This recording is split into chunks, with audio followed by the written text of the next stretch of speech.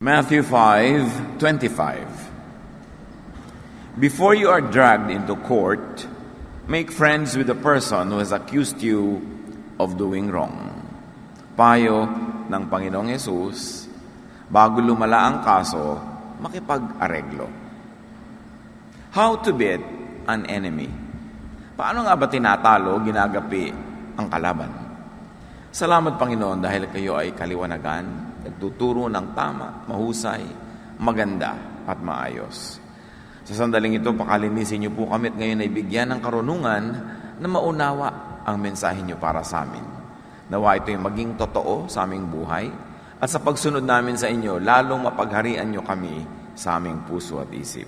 Father, be our preacher, our teacher, our healer. In the name of Jesus, your Son, our Lord, we pray with thanksgiving.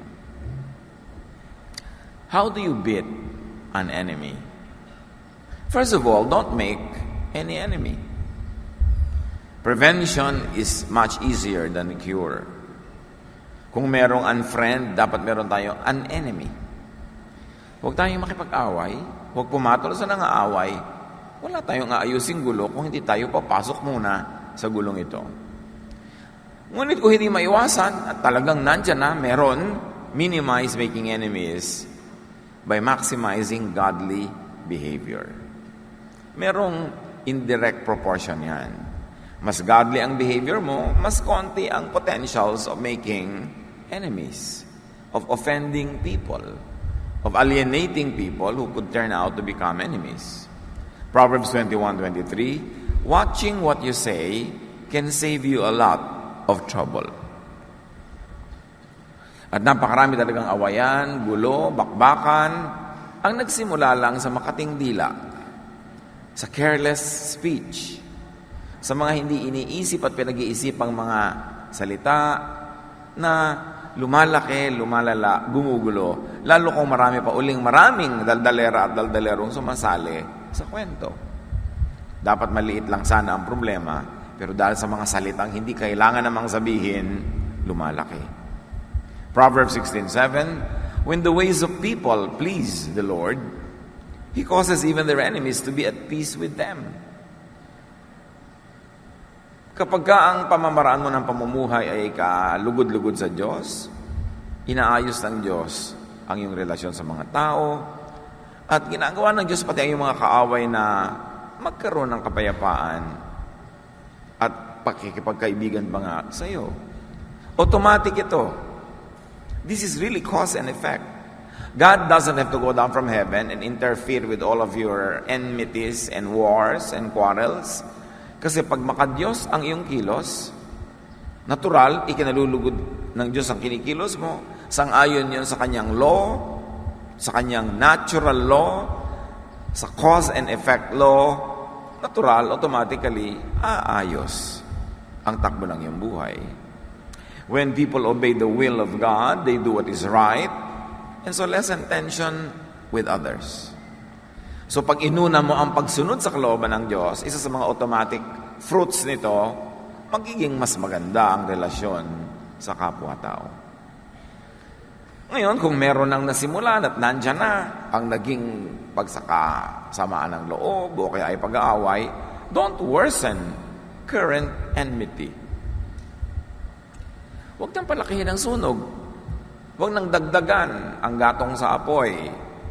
Huwag nang dagdagan ang mga daldal, mga akibo, body language na nakaka-provoke. Huwag nang palalain. May sugat na nga, lalo mo pang dudumihan, may infect pa. May sugat na nga, lalo mo pang paduduguin. Hindi naman para linisin, kundi para lalong masaktan ang may sugat. Walang makikinabang sa ganyan. Proverbs 25:9, when you and someone else can't get along, don't gossip about it. Isa lang yan na policy, tandaan natin mga kapatid, hindi lalaki ang maraming gulo. Meron kayo nakaaway, meron kayo nakasamaan ng loob, huwag niyong i-chismis. Huwag niyo nang ikwento sa iba. Kasi yung kinuwentuhan nyo, magkukwento pa rin yun, dadami ng dadami ang kasali. At bawat isang sumasali ay nagdadagdag ng lason dito sa istoryang ito, gugulo ng gugulo. When you and someone else can get along, don't do anything to make things worse. Bakit nagkukwento ka sa iba pagka meron kang nakagalit, nakaaway, may nang-away sa iyo o may inaway ka? Para kumampi siya sa iyo. At pag naghahanap ka ng kakampi, ibig sabihin, whether you are aware of it or not, ang kinilikha mo ay gulo, kaya ka naghahanap ng kakampi. Pero kung hindi mo na gustong palakihin pa ang gulong ito, hindi mo kailangan ng kakampi. Mananahimik ka na lang. Pag nanahimik din yung kapwa mo, di tahimik na. Hanggang lumumig na ang ulo ninyo, humupa na ang inyong galit. At mamaya, wala na kayong energy para ituloy pa yung gulo na yan. Ang galit naman, pansamantala lang eh. Silakbo ng damdamin, parang isang biglang dumadating na kidlat na meron kang energy. Pero pagkatapos nun, wala na uli ang energy na yon. Kahit gaano ka kagalit, huwag ka lang kumibo. Manahimik ka lang, bababa yung galit mo to the point na hindi na yun ganun kalakas para pa mang-away ka, para ka pa magkaroon ng energy para sumugod. Hihina yun. Pero pag sinalubong mo yung galit na yon, galit na galit ka ngayon, kumilos ka, may sinabi ka, may ginawa ka, siguradong lalala ang gulo. Huwag palalain. Ecclesiastes 10:8, if you dig a pit, you might fall in. If you break down a wall, a snake might bite you. Siyempre, pag naghukay ka ng patibong, ng trap, para sa iba, posibleng ikaw din ang mahulog dun eh. At yung mga wall sa Israel noon, pinagpatong-patong lang ng mga bato yan, kaya sa mga pagitan yan, may mga tumitirang ahas. So kung sinisira mo ang pader ng iyong kapwa, gusto mong tanggalin yung bakod niya, pwedeng ikaw ang matuklaw ng ahas. That's why if you break down a wall, a snake might bite you. Pag gumagawa ka ng masama laban sa iyong kapwa, imposibleng hindi ka rin masaktan. Imposibleng mapuwera ka sa makakakuha ng negative harvest. So move towards making peace. The goal is to make peace. Begin to do good. Begin to be good. And if you cannot begin to do good, maybe you are not yet in the mood, you are not yet convinced, well, at least, stop hostilities. Kung meron tayong pinawawala na salita sa ating bibig, na nakakagalit, nakakasakit, kahit hindi pa tapos yung sentence, magkaroon ka na, matauhan ka, stop in mid-sentence and don't proceed. Kahit yung nakikinig sa'yo, pag nakita niyang tumigil ka sa gitna ng sentence mo, ma-appreciate niya na ayaw mo nang ituloy. Ayaw mo nang dagdagan pa. Na nabigla ka lang at nagsimula ka, pero ngayon ay natauhan ka, hindi mo natatapusin yung sentence. Huwag yung aandar ang pride at tatapusin pa yung sentence. Papatulan mo pa yung isang kahangalan na ibinabato sa inong kapwa. May magsasabi sa'yo, magkano ka? Sabi mo, doble mo. Di ba? Giyera ang kasunod nun. Pag sinabi sa'yo, magkano ka mo? Libre. Hindi, wala na, tapos na. Pag sinabing, mali ka, tapos sabi mo, napakatanga ko talaga, sorry. Itapos. Pero pag sabi, ikaw, ang dami mo ring mali, o di gugulo. Proverbs 17:4, the start of an argument is like a water leak. So stop it before real trouble breaks out. Ganyan daw simula ng mga pagtatalo, para lang konting leak ng tubig. May konting crack, may lalabas na konting tubig. Pero pag hindi mo pinigil yun doon, lalaki yung crack. Tasambulat ang isang buong dam at malulunod kayong lahat. Do not start an argument. Don't even. Diyan mahalaga yung self-control. Yung gustong-gusto mong manakit pero titigil ka muna. Kaya sabi ng iba, when you're angry, count 10. Nagagalit ka, may sinasabi sa iyong kapwa mo, gusto mong magsalita rin, count 10 muna. 1, 2, 3, 4, 5, 6, 7, 8, 9, 10. Nakaalis na siya. O kaya, nawala na yung silakbo ng damdamin mo, lumamig na yung ulo mo. Therefore, wala kang pagsisisihan na kung sinabi mo, magsisisi ka pa. Yung magsasalita ka, tapos mamaya magsasorry ka. Di ba? Jolog siya. Baduy. Ang tapang-tapang mo magsalita, so mamaya, sorry. So, dapat, igalang mo naman yung sarili mong pride. Pigilin mo na yung sarili mo sa magsalita na isang bagay na kailangan mag-sorry ka pa mamaya. Huwag mo na lang sabihin. Kailangan, tiisin mo yung urge na parang ahas na natapakan, tutuklaw agad. Yung pag natapakan, tutuklaw, natapakan, kakagat, ahas yun, aso yun. Dapat ang tao, no? Pag natapakan kasi mo, natatapakan mo na ako. Hindi tapos. Open doors. Magbukas ang puso, magbukas ang isip, magbukas ng ating mga pintuan. You open doors. Make it possible for the other person to go and do good. Pag nagbukas ka ng pinto, you're inviting peace. Kahit hindi mo siya niyayaya, papasok, nakabukas yung pinto mo, body language mo yon, sinasabi mo, I'm ready for negotiation. Yung nagagalit ka sa anak mo, sa kapatid mo, sa nanay mo, sa asawa mo, tapos bigla kang papasok ng kwarto. Dalawa lang naman pwede mong gawin, di ba? Ibalibag mo yung pinto. O iwan mong nakabukas lang yung pinto. Ibig sabihin, pwede mo akong sundan. Pwede mo akong kausapin, pwede mo akong amuin. Pero ibinalibag mo yung pinto, lalo tumama pa sa mukha niya dahil sumusunod siya sa'yo. Giyera yan. Yung behavior natin, dapat nalaman natin kung ano yung papunta sa peace at ano yung papunta sa more trouble. Build bridges. Build connections.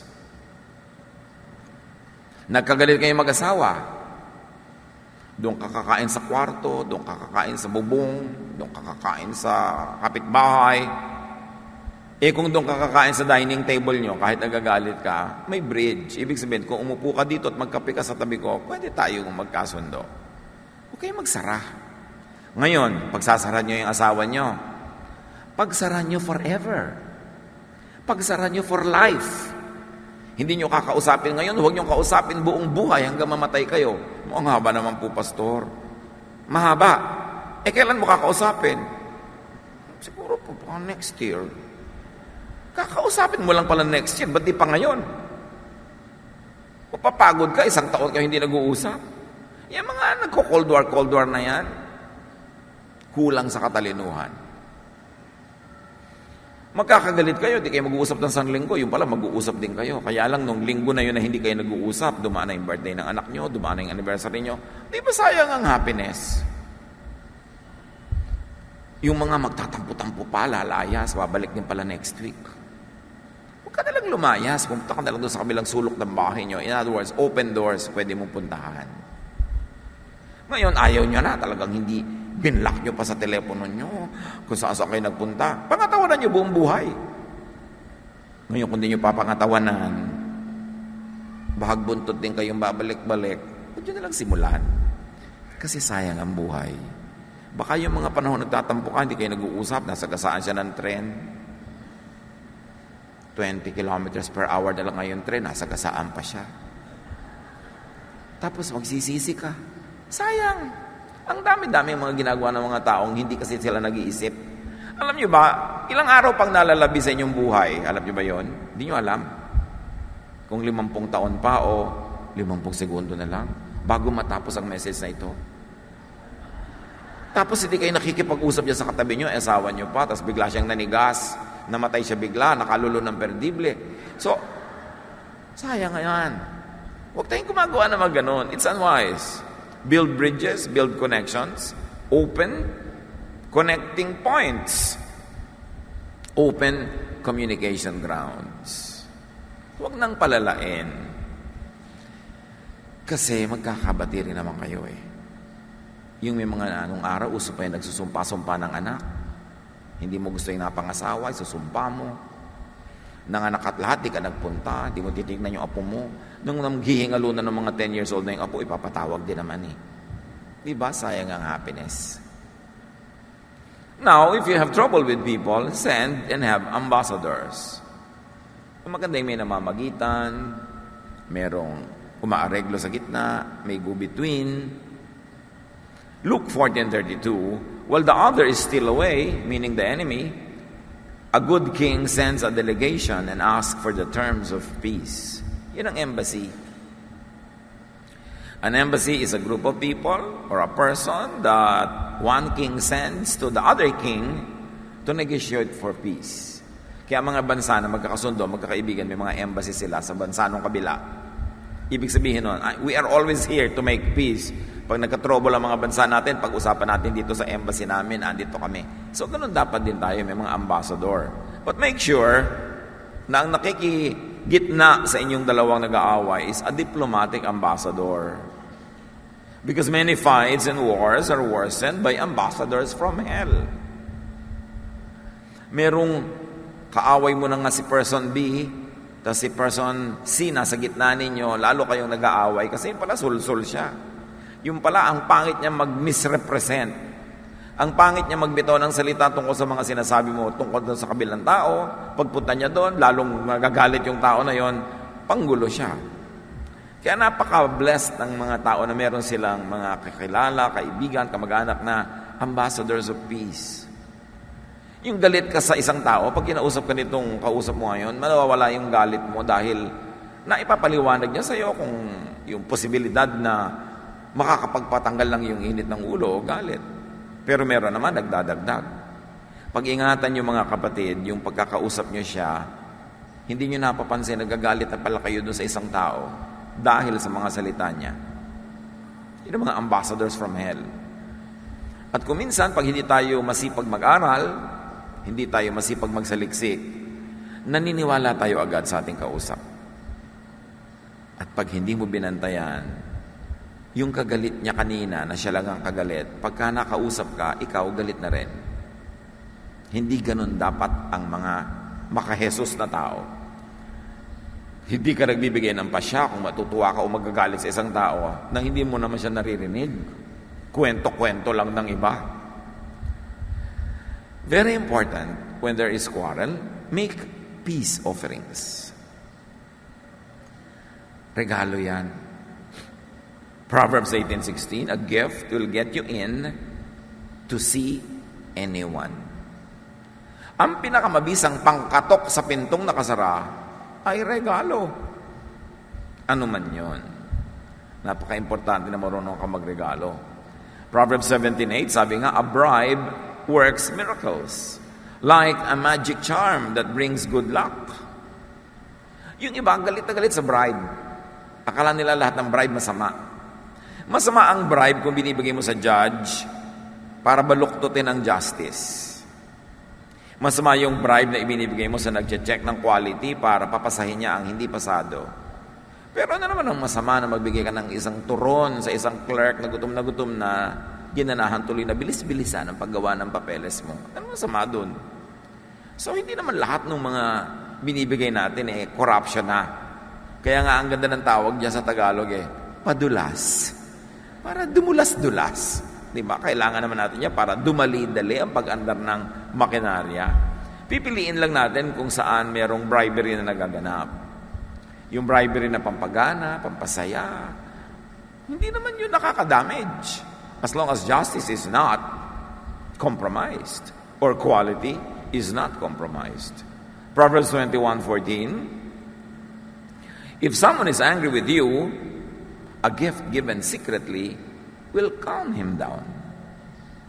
May galit sa'yo, palihim, tahimik mong padala ng mga regalo. Huwag mo nang i-announce sa iba kasi ma-offend siya na ipinapamalita mo na binibigyan mo. Yung bang ganito, magbibigay ka na nga ng regalo sa isang taong galit, sabi mo pa sa mga tao, huy, nagagalit si ano sa akin, uutuin ko ng konti, papadalang ko ng pakwan. Hindi lalong nagalit sa'yo pag nalaman yun. Kaya sabi, secret ang pagbibigay. Gifts are really magical. Hindi ba tayo enjoy magbukas ng regalo? Kasi gifts are magical. Kaya lang, pagbukas mo, ay, ito lang pala. Diba? You give a gift to please, not only to satisfy a mechanical requirement that you give something. Hindi makapagbigay ka lang, hindi mo na pinag-isipan. Lalo lang na hindi na siyahan yung binibigyan mo. That's why gift givers are magicians. Nakaka-magic talaga yung charm ng pagbibigay. Biyanan mo, lagi mainit ang ulo sa'yo. Bigyan mo ng 3 personas. 1,000. Di ba may 3 tao doon? Ngayon, gawin mong 9 personas, 1,000. Araw-arawin mo yan pagka hindi mo ikaw pinakapaboritong manugang yan matapos ang 3 taon. Walang taong hindi natutuwa sa gift. And it's godly to give a gift. Hindi siya corrupt practice to give a gift. Nung ipinanganak nga si Jesus, ang dala ng mga wise men, gifts. Ganun na magandang pakikipagkapwa-tao. Lilipat ka sa isang neighborhood, binigyan mo ng konting prutas yung mga katabi mo, may gift agad, announcing your friendly arrival in the community. Pupunta ka sa isang may sakit, may dala kang konting gift. Kung hindi mo siya nakakakain, yung bantay, bibigyan mo ng gift. That's why nakalagay sa Bible, don't appear before God empty-handed. Dapat may bit-bit ka rin. Laging may dala. Kasi ang Diyos nga, siya kauna-unahang nagbigay ng gift. Gift giving is a very godly activity. Of course, as long as you do it within your means, hindi naman yung oppressive na, nagkautang-utang ka na, meron namang saksakan ng galante, lubog na sa utang, gift pa ng gift. Dapat nakalagay sa lugar. At hindi naman kailangan laging mahal. Proverbs 25:21-22, sabi ni Jesus, if your enemies are hungry, give them something to eat. And if they are thirsty, give them something to drink. And the Lord will reward you. If you're enemy, hungry, give them something to eat. O, nagdaramdam ka, nagtatampo ka sa asawa mo, pakainin mo pa rin. Hindi mo naman enemy yan asawa mo nga. Yung enemy nga, sabi ni Jesus, pakainin. Asawa mo pa. Anak mo pa, nanay mo pa. Diba? Yung nasa kwarto ka, sasabihin ng asawa mo pagdating, kakain na ako, honey. Dala ko ba sa kwarto ang kaldero? Anong harap mo nun? Away. Diba? Kasi kung minsan, yung ganun, hindi naman dahil ang gusto kang utusan, gusto niyang magkaroon kayo ng connection. Para kung sakaling lumabas ka, kumakain siya, nandun ka rin, meron ng oras para mag-usap. Para magkaroon ng opening. Di ba sabi natin, open doors. And there is one little secret that very few people know. If you want people to open up to you, and usually ayaw nila mag-open up, usually nakasarado sila, ask for favors. Pero little favor, and definitely huwag pera. Alam mo, pwede mo ba akong tulungan na basahin tong paragraph na to kasi gusto kong ma-review? You know, people usually like to be asked to do little favors. So, ask for little favors. Huwag big, ha? And definitely, huwag pera. Yung umika lang ng kahit konting tulong, ang gandang pagbukasyon ng isang relationship. Now, you want peace with your enemies? Kung may utang, pay. P-A-Y. Pay. Yung mga dati mong kaibigan na nanlamig na sa'yo, tinamad na sa'yo dahil dami-dami mong utang sa kanila, di ka nagbabayad, subukan mong bayaran, sweet uli yan. Magbayad. Napakalaking panira ng relasyon niyang hindi nagbabayad ng utang. Kung bakit naman, ano kaya yung natural phenomenon na yon, na yung may utang, nakakalimot. Pero yung nagpautang, hindi Tanda niya. Yung nakakasalubong ka nga niyan, inaasahan niya, magbabayad ka na Ikaw naman, patay mali siya ka, kung ano pinagbababanggit mo na parang wala kang utang. Hanggang mamaya talagang mawawala na ng gana sa'yo. Romans 13:7, give to everyone what you owe them. Kung ano man yun, pasweldohin mo ang empleyado mo, magtrabaho ka para sa amo mo, kasi yun ang utang mo sa kanya, yung trabaho. Ang utang niya sa'yo, yung sweldo mo. Huwag yung pinapasweldo ka, hindi ka nagtatrabaho. O kaya, hindi ka pinapasweldo habang nagtatrabaho ka. Mali yun lahat. At kung may pautang ka, lalo sa kamag-anak o malapit na kaibigan, at talagang sa tansya mo, hindi ka na mababayaran pa in the next immediate time, don't collect anymore. Write off debts. Magpatawad ng utang. Kasi, malamang, mas mahalaga naman yung relasyon nyo kaysa doon sa monetary value ng utang, sayang ang friendship. Sayang ang pinagsamahan.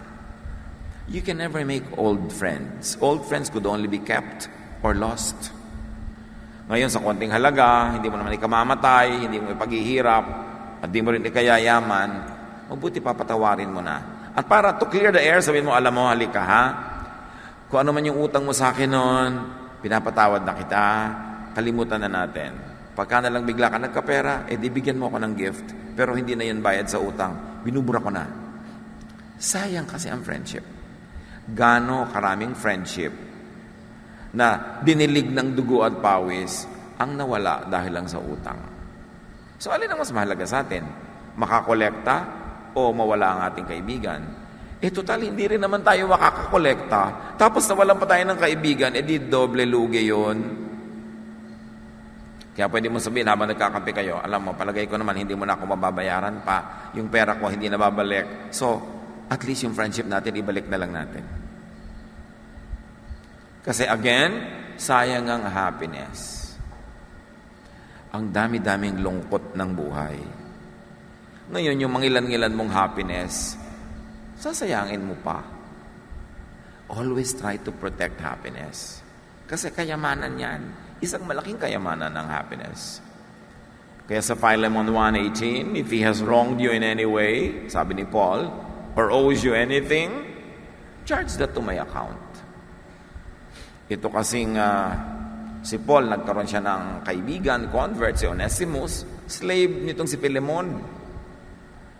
Ngayon, pinababalik niya, bumalik ka na sa amo mo. Kasi po may utang ako sa kanya, kaya ako tinakasan. Sinulatan ni Pablo kasi kilala niya. May utang na loob sa kanya itong Philemon na to. Kaya sabi ni Pablo, alam mo, tanggapin mo na itong si Onesimus. Kung ano man ang utang niya sa'yo, ituring mo na lang na charge sa akin. Siguradong mas malaki pa ang balance mo kasi malaki utang na loob mo sa akin, di ba? So, alang-alang sa akin, kalimutan mo na yung utang niya sa'yo para magkasundo-sundo. Tayo naman, charge to Jesus account. May utang sa iyo yung tao, laki naman ang utang mo kay Jesus, di ba? So, i-charge mo na kay Jesus. Sabi mo, Lord, dahil mahal niyo ako at dami niyo binibigay sa akin, papatuwarin ko na itong taong to. Total ako pinatawad niyo. Patuloy niyo pinapatawad at minamahal. So, dahil sa inyong pinasimula na napakagandang project ng pagmamahalan, papatawarin ko na itong taong to. Then tahimik ang buhay. Sue, ask for peace. Dapat humingi ka talaga ng peace. Peace na tayo ha. Sa culture naman natin, hindi natin lagi sinasabi yan kasi hindi natin lagi bine-verbalize. Body language. Kaya nga magpadala kang regalo. Imbitahin mo magkape. Yung magpakita ka na bukas ka na makipagkasundo muli. Matthew 5:25, before you are dragged into court, make friends with the person who has accused you of doing wrong. Pag may kaso na nakarating pa sa husgado, ang laki ng failure ng amicable settlement. Yung mag-aayos, yung mag-areglo. Kaya ngayon, bago ka magdemanda, punta ka muna sa barangay, ayusin muna kayo ng kapitan para huwag na makarating sa court. Pare-pareho kayong lugi. Pare-pareho lang kayo mapapagod. Walang nananalo. Meron lang na mas talo. Pero wala talagang nananalo kasi lahat tayo nasasaktan. Isang matandang kasabihan, a stitch in time saves 9. May konting pilas ang iyong damit, sinulsihan mo na agad, isang sulsi lang, sa tamang oras, sa mabilis na aksyon, makakatipid ka ng 9 na sulsi kung hindi mo sinulsi ngayon yan, tapos biglang lalaki ang pilas. Pag mayroong maliit na damage, ayusin na kasi pag hindi inayos agad, lalaki. Ganyan din yung sakit. May konti kang nararamdaman, paggamot ka na, kumuha ka na ng tamang pahinga, pagkain, kasi pag hindi mo pa yan inayos, lalala, mas mahu-hospitalize ka at baka malibing ka pa next week.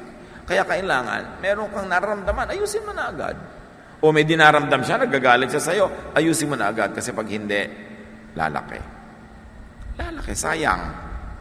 And rebuild friendship. It's important. Don't keep losing friends. Luging-lugi ka pagka may mga pinagsamahan kayo, magkaaway kayo. Dadalawa kayo magkapatid sa mundo, magkaaway pa kayo. Mahirap yun. Matthew 5:23-24, turo ni Jesus, if you are about to place your gift on the altar and remember that someone is angry with you, leave your gift there in front of the altar. Make peace with that person, then come back and offer your gift to God. Sabi, nakikipagkasundo ka sa Diyos, unahin mo muna makipagkasundo ka sa tao. Huwag yung puro relihiyon ng relihiyon, tapos ang dami-dami mong kaaway. Unahin mo, makipag-ayos ka. Ang righteousness kay Jesus is not the moral, religious purity by the law of Moses. Kasi pag sabing, be righteous, you must be righteous, ang laging iniisip ng iba, napaka-pure mo, yung wala kang ginagawang kahit anong blah, blah, blah, blah, blah, blah, against the law of Moses. No. Righteousness, according to Jesus, is being and doing good to others. Being good, doing good to others. Yun ang righteousness ni Jesus. Kaya yung sinasabi niya, sa araw na yon, haharap kayo sa Diyos, sasabihin niya, dito kayo sa kaliwa, ito kayong mga tupa, dito kayo kambing, dito kayo sa kanan mga tupa. Eto kayo mga tupa, bibigyan ko kayo ng maraming gantimpala. Kasi, I was in prison, you visited me. I was sick, you also cured me. I was cold, you clothed me. I was hungry, you fed me. At sabi ng mga sinasabihan niya noon, kailan naman namin ginawa sa inyo yan? At sabi ng Diyos, kung ginawa nyo yan sa mga mumunting mga taong ito, ginawa nyo yan sa akin. Dito ang inyong gantimpala. Tinanong ba siya, born again ka ba? Tinanong ba siya, nagbaptize ka ba? Tinanong ba sila, ito ba religion mo? No. Gumawa ka ng mabuti sa kapwa, therefore anak ka ng Diyos. Yun ang righteousness kay Jesus. Paggawa ng mabuti sa kapwa. Hindi yung nakakamatay na pagsunod sa law of Moses na hindi naman nasusunod. Kaya lagi kang unrighteous, lagi kang sinful, pag inusgahan mo yung sarili mo by the law of Moses. But by the law of Jesus, to love is to be righteous. To do good is to be righteous. At sabi ni Jesus, lagi mong ibigin ang iyong kapwa. Kaya laging po umaalingaw sa buong New Testament yung teaching na, whatever you do to the least of this, you do to me. That love covers a multitude of sins. Your sins and the sins of the person that you love. That is the only way to peace. To forgive, to love, and to just enjoy life with people. Huwag ipagpalit ang mga tao sa material things. May mga magkakapatid, nagsusumpaan, nagkakagalit dahil sa kaprasong lupang mamanahin. Mga nag-aaway-away dahil sa promotion ng mga magkakaibigan sana sa isang office, may na-promote, nagkagalit na. Sayang. Dapat tayong wise. Importante na tayo ay gumagawa ng mabuti kasi mahalagang may kaibigan. At yung kaibigan, maaaring magulang mo yon, kapatid mo, asawa mo. Ecclesiastes 4:9-12, 2 are better than 1 because they have a good return for their labor. If either of them falls down, one can help the other up. But pity anyone who falls and has no one to help them up. That's why make friends, keep friends. Mabuti may karamay. Sa hirap, kasama sa saya, life is better off when shared with people. Also, if two lie down together, sabi ng verse 11, they will keep warm. But how can one keep warm alone? Of course, the context is a very cold climate. Na kung may dalawang magkatabi, yung init, body heat ng kapwa, makakatulong sa isa't isa. Pero sabi niya, how can you keep warm if you're alone? Though one may be overpowered, two can defend themselves. A cord of 3 strands is not quickly broken. Yung mga lubid, yung mga tirintas, matibay yan kasi magkakatirintas yung mga strands. Kaya tayo mga marurupok na mga tao, pagka tayo may mga kaibigan, mga kasama, in unity we become stronger. Kaya pinapahalagahan natin yung mabuting pakikipagkapwa-tao. Seek peace and you will find it. Think of your family. Think of your friends. Think of your workmates. Think of people in your world. Meron ba tayong mga kaaway na ang tagal-tagal na? Maraming uri ng away. Meron talaga nagsasabunutan, nagpapagulong-gulong sa putik. At lagi niyong nakikita yan sa mga teleserye.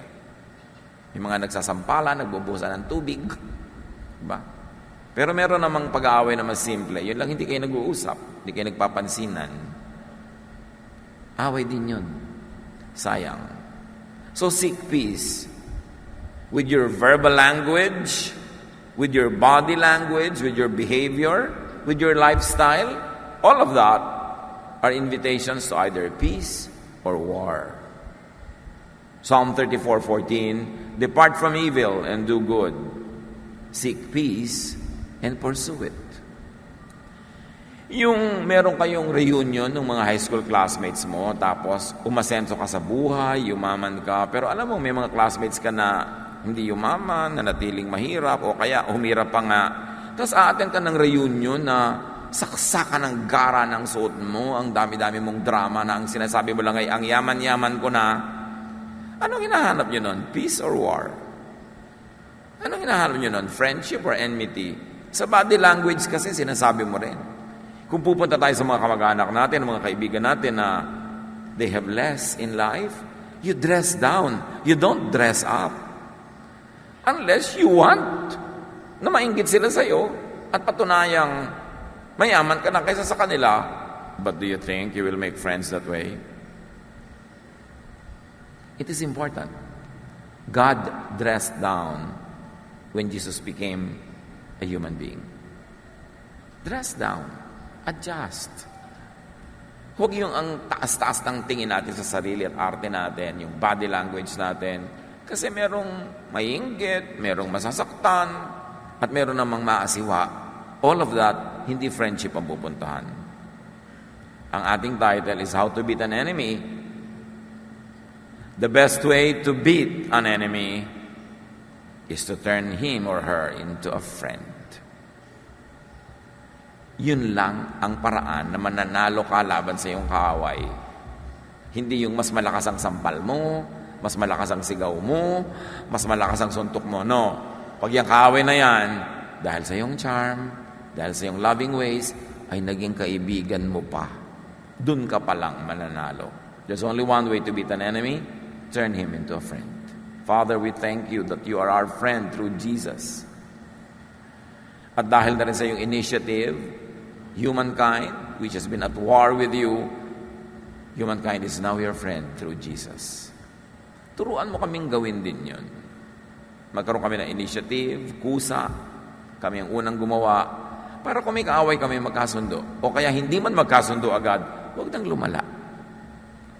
Tigil na ang putukan, ceasefire, at nang sa ganon, mas magkaroon kami ng panahon,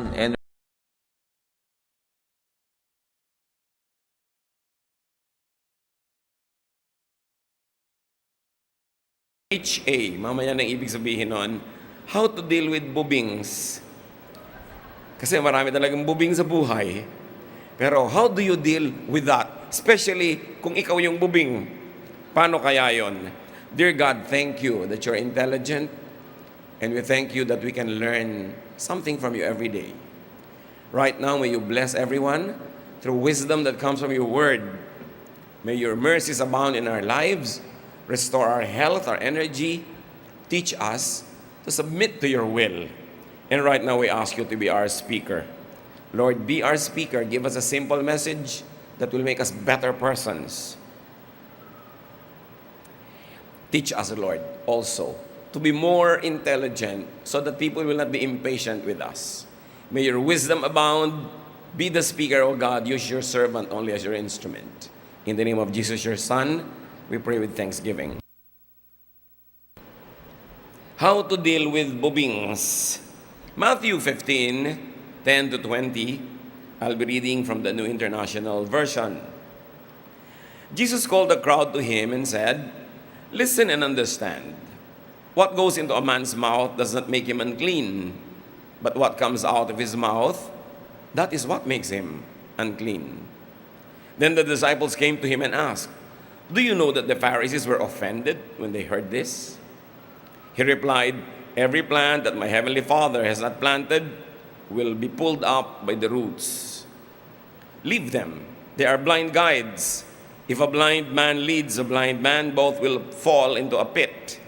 Peter said, explain the parable to us. Then Jesus answers in verse 16, are you still so dull? Jesus asked them, don't you see that whatever enters the mouth goes into the stomach, then out of the body? But the things that come out of the mouth come from the heart, and these make a man unclean. For out of the heart come evil thoughts, murder, adultery, sexual immorality, theft, false testimony, slander. These are what make a man unclean, but eating with unwashed hands does not make him unclean. So dyan ang galing yung title natin sa Lord na sinabi ni Lord na kay Peter, are you still so dull? Paano nyo tatagalogin yun?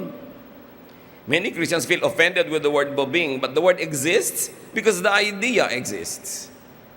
And there are some people, by the standards of others, to be less than intelligent as they should.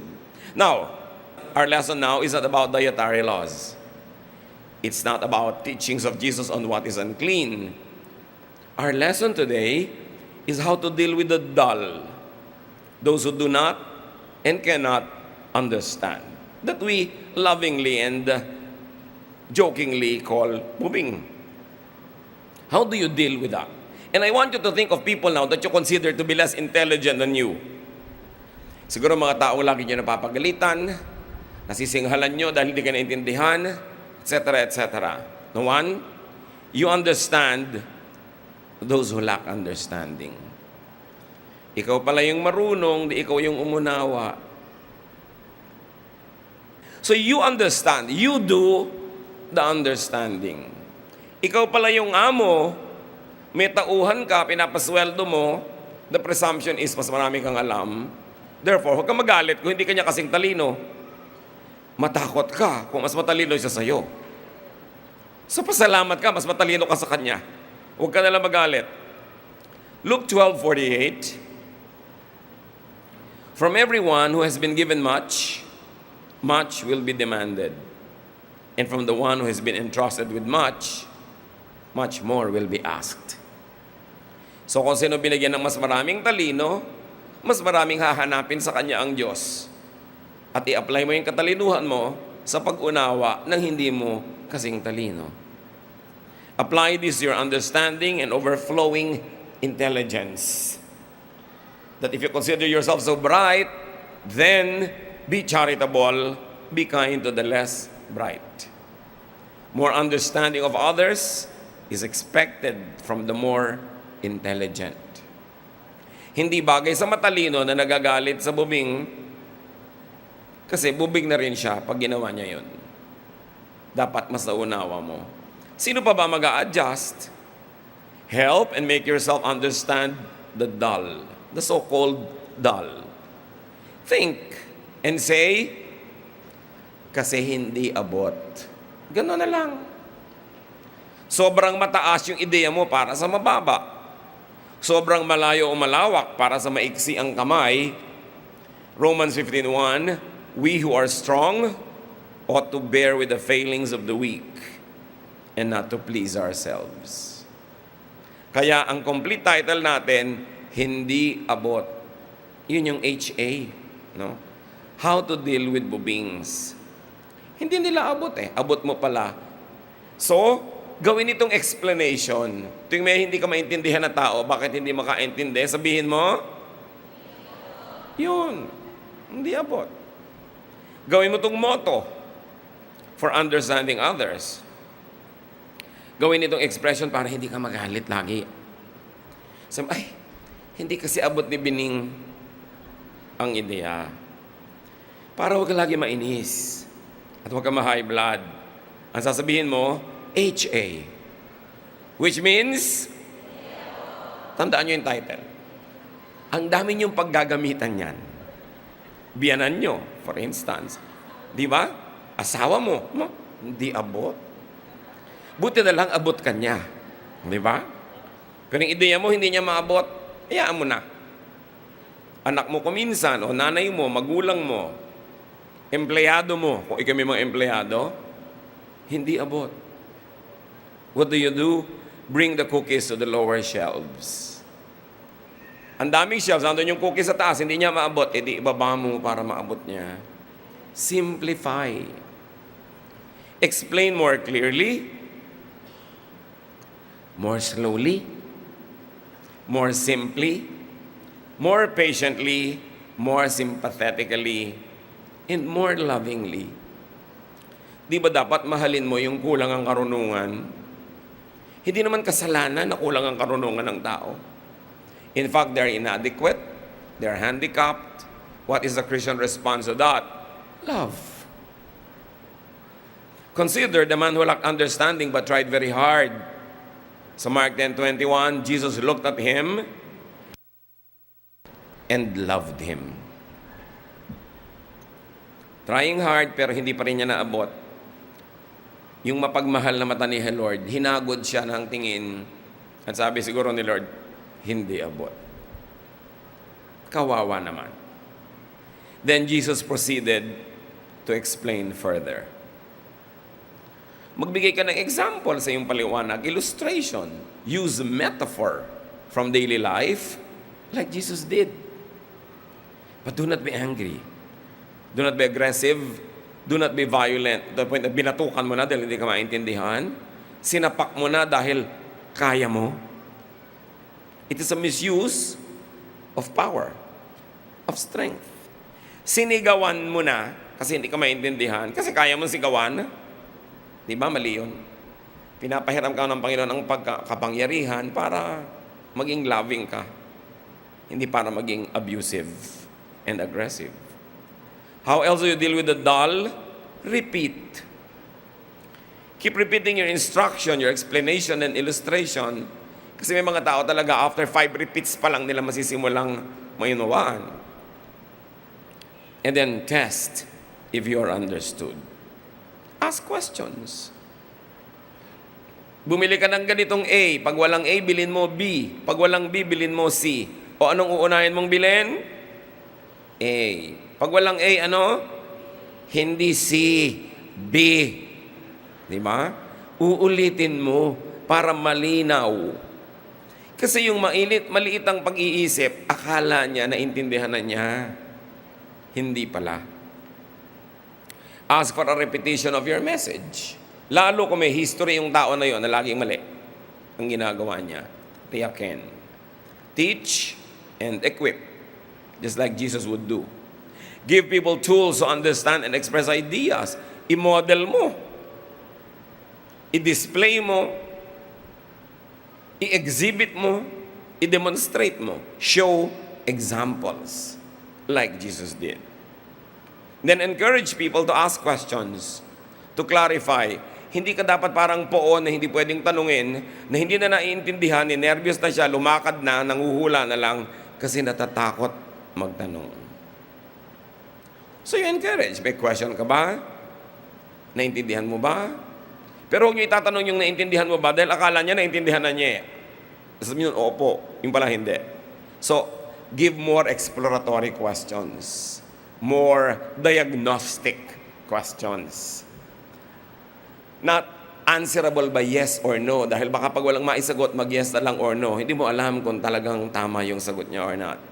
And then reward, do not punish inquisitiveness. Huwag niyong paparusahan yung palatanong. Liban na lang ng aasar na lang. Pero pag palatanong, sagutin niyo. Para maintindihan. And of course, you wait for people to learn, to develop. Kahit buto, pag tinanim mo, hindi mo naman hinuhukay agad para makita mo yung ugat kung tumutubo. Give it time. And of course, after everything, nagkamali pa rin. What do? Forgive when people commit mistakes because of lack of understanding.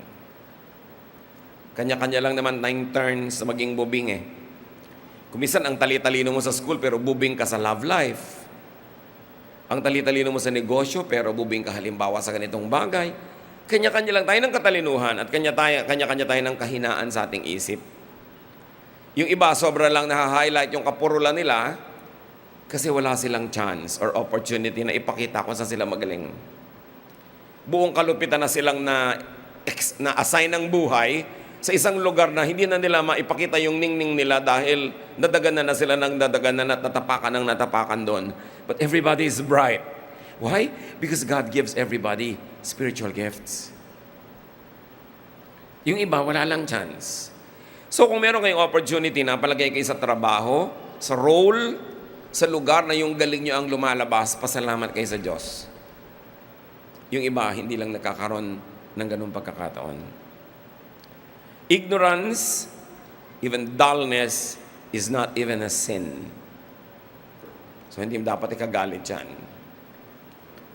So sa mga dull, mapupurol mga bubing na laging napapagalitan, namumultahan, nasa salary deduction, napaparusahan, anong gagawin nyo? Huwag kayong magalit. Mag-aral. Makinig ng mabuti. Magtanong. Huwag akalaing alam mo o naintindihan mo na. Lalo 3 beses ka nang napapagalitan, makahalata ka. Siguro akala ko lang, alam ko na, pero hindi pala. Ba't ako napapagalitan? So, imbes magalit ka sa nagagalit sa'yo, ba't di mo lang ituwid yung mali mo? Why don't you learn? Alam nyo, meron tayong isa ring masamang bisyo. Nagagalit tayo sa nagtutuwid sa atin. Samantalang dapat magbayad tayo. Pero matuturuan ka ng libre. Ang mga magagaling binabayaran para magturo. Tapos tinuturuan ka, magagalit ka. Kahit kung mapagalitan, kumali ka naman talaga eh. Kung yun ang mga kailangan para ka magising at matuto, learn. Huwag niyong pe-personalin pag mali kayo at napagalitan kayo. Sabihin nyo, pag napagalitan kayo, di ba pag hindi makaintindi, ano sasabihin nyo? Hindi abot. Pag ikaw ang napagalitan, dahil hindi mo abot, ano sasabihin mo? Dapat lang. Huwag ka magalit, nagkamali ka eh. Lalo merong nabasag, may nasira, may nawasak, may magiging gastos, may nahirapan, may napahamak. Kung may namatay pa, sasabihin mo, dapat lang akong pagalitan kasi mali. And then, learn. Walang mararating yung mga taong proud na lagi nagagalit pag napapagalitan din. Nagdadabog. Magiging bayolente. Kung minsan may mga tauhan ka, napagalitan mo, may pagtulog ka, sinaksak ka pa. Hindi ganun. Dahil sa mga, bakit ako pinagalitan? Mahirap yatang magalit. Mahirap sumigaw. Mahirap, nakakapagod magalit. So, ba't siya nagpagod para ako pagalitan? Siguro naman dahil may mali ako. Dahil ba't siya magpapagod ng walang dahilan? Baguhin po natin yung attitude natin. At kung hindi talaga naintindihan, huwag magkunwaring nalinawan mo. Hindi nakakaya magtanong, hindi ko po naintindihan, pakiulit po. Pwede po ba French? Kasi hindi mo yan maintindihan, Tagalog, o Cebuano. Ipaliwanag sa'yo. So, sa mga laging napapagalitan, anong dapat niyong gawin? Patawarin ang mga sobrang matalino. Hindi lang yung matalino ang nagpapatawad. Yun ding napapagalitan. Patawarin na yung teacher mo, o yung amo mo, o yung superior mo. Kasi, kaya naman siya nagalit dahil di sa'yo. Alam namang wala kang ginagawa, bigla siyang nagalit. Siyempre, may dahilan. Kaya patawarin na rin siya. Kung hindi mo naman ginawa yung mali na yun, hindi rin siya magagalit. Ang sobrang katalinuhan, to the point na hindi na maintindihan ang hindi kapwa matalino o hindi ka na maintindihan ng hindi kapwa matalino, isang uri na rin yun ng kabubingan. So sobrang kang matalino, wala na makaintindi sa'yo, magbago-bago ka rin ng paraan. Kailangan ka mag-adjust. Why? Because adjustment and the capacity to adjust is really one great measure of true intelligence. Ang tunay na matalino nakaka-adjust. Hindi yung lagi hinihingi mo sila mag-adjust sa'yo. No. Patunayang matalino ka by adjusting to those who are less gifted. So sa mga slow learners, sabihin sa sarili, sa sobrang baba ng utak ko, at sa sobrang taas ng isip niya, hindi niya ako maabot, kawawa naman siya. Pwede niyo rin sabihin yun to make yourself feel good. Kaya di ba ganito talaga ginagawa ng iba? Alam mo, ang tali-talino niyan, baliw na. Tapos tawa na lahat yung bubing, baliw talaga siya. So, sumaya sila. No? Kaya nilalait-lait natin yung matatalino. Sa No Limit Angere, merong isang super talinong karakter. Sino yon? Sa halagang 1,000 piso na ibibigay ng Lady in Yellow. Oh. Si Pilosopo Tasio. Di ba? Tawag nila si Baliw na Tasio, si Pilosopo Tasio. Tapos tinanong siya nung isang kabataan, ang tali-talino niyo po, bakit pinapayagan yung tawagin kayong baliw? Sabi niya kasi, nasasabi ko lahat ng gusto ko nang hindi ako nakukulong. Eh kung hindi nila iniisip na baliw ako, di matagal na ako nakulong sa mga pinagsasasabi ko. Sabi niya gano'n. So, yung mga bubing pa ang nagsasabing si matalinong Tasyo ang baliw.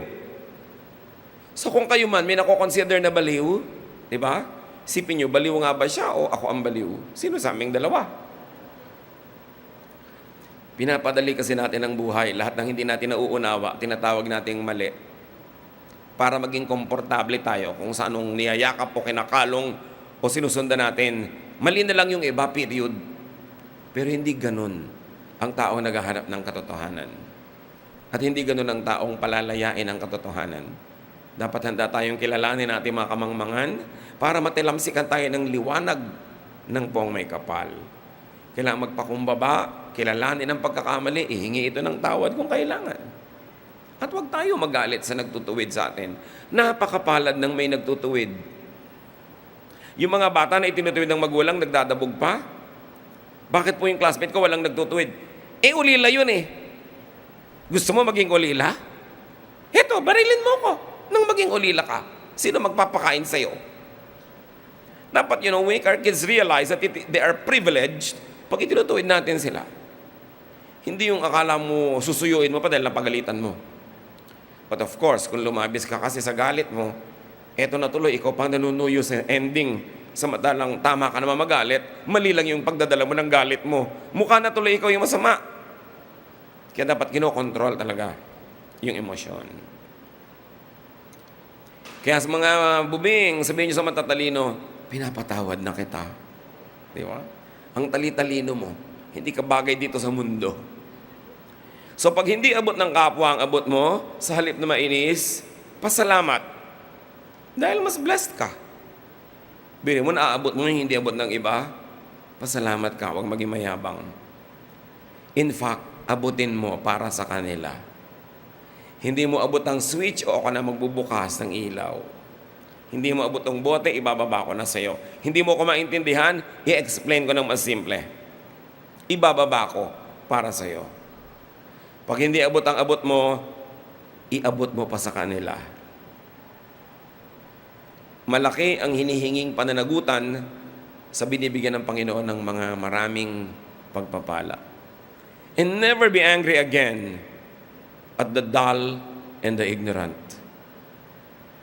Because they are not really dull. They are not really bubing. Iba lang ang abilidad nila.